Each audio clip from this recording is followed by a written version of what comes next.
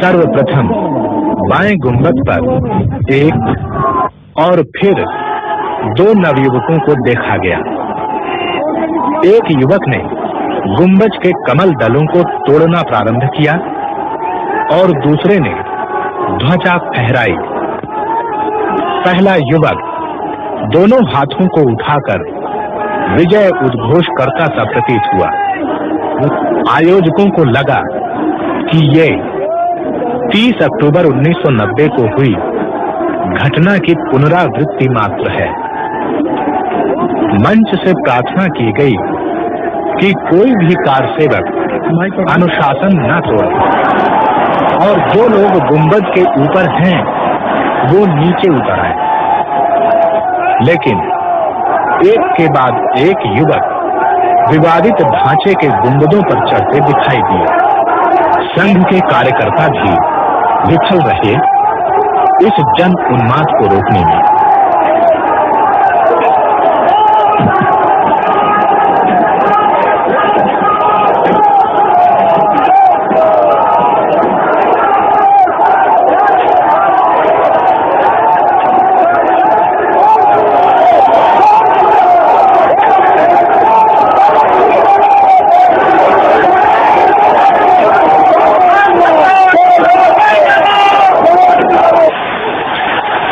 समय 12:10 पर केंद्रीय सरकार को इस वस्तु स्थिति की जानकारी प्राप्त हो चुकी थी।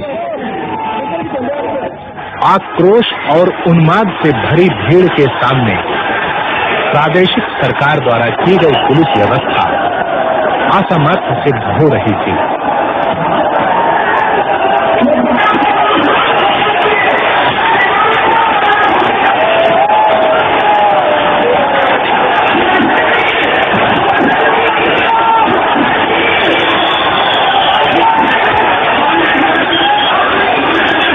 बारह 12:45 पर प्रदेश सरकार ने केंद्रीय सरकार से कुछ और सुरक्षा दलों को भेजने की प्रार्थना की। उत्तर प्रदेश शासन के सामने प्रश्न था कि क्या भीड़ पर गोली चलाने का आदेश दिया जाना उचित है? क्या स्वतंत्र भारत में भी जनरल डायर द्वारा अमृतसर के जलियांवाला बाग में सन 1919 में खेली गई खून की होली को दोहराया जाना उचित होगा? एक तरफ थी ऐसी कानून व्यवस्था जिसका मानो देश की करोड़ों जनता की भावनाओं से कोई सरोकार न हो, तथा दूसरी तरफ थी सदियों से दबाई जाती रही देशवासियों की भावनाएं, जो अब एक नया ज्वार बनकर उमड़ पड़ी थी। और आखिर भारतीय जनता पार्टी की सरकार को प्रदेश की जनता ने श्री राम मंदिर पुनर्निर्माण का जनादेश पालन करने के लिए ही तो चुना था।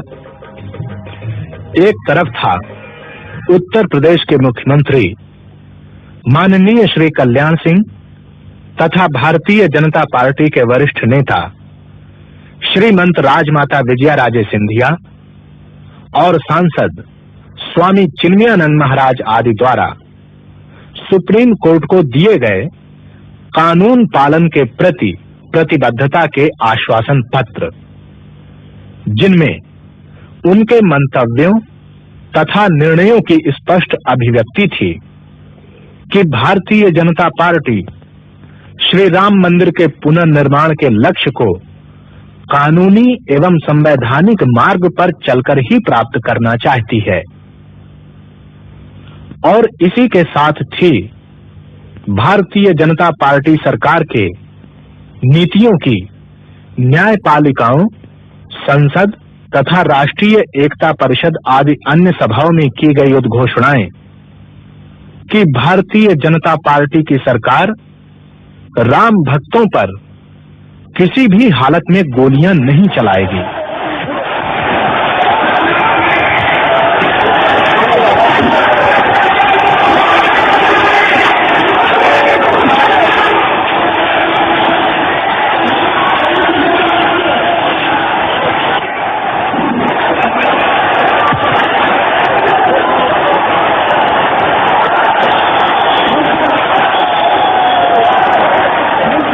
सदियों से संचित हिंदू जनमानस के आक्रोश के इस विस्फोट को भला कौन सी राजकीय शक्ति रोकने में समर्थ हो सकती थी?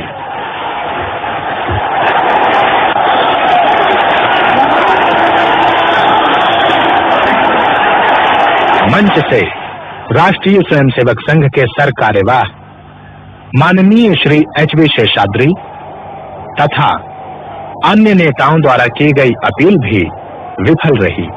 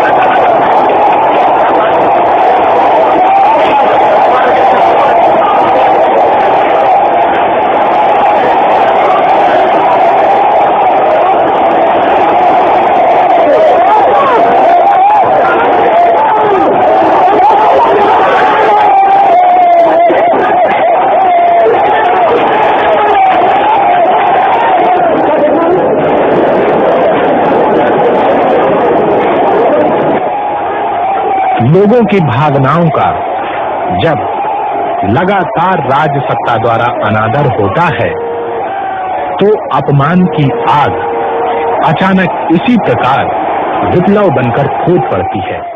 6 दिसंबर 1992 को यहाँ पर लाखों राम भक्तों ने धावा बोल दिया और अपने प्राणों की बलि देते हुए 2:50 पर पहला गुंबद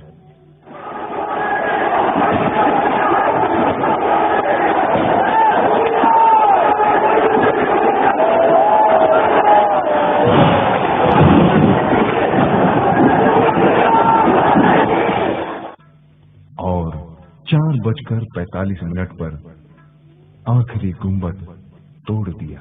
उत्तर प्रदेश के अभूतपूर्व मुख्यमंत्री माननीय श्री कल्याण सिंह जी ने सारी घटना की जिम्मेदारी अपने ऊपर ले ली और सत्ता को तिलांजलि दे दी।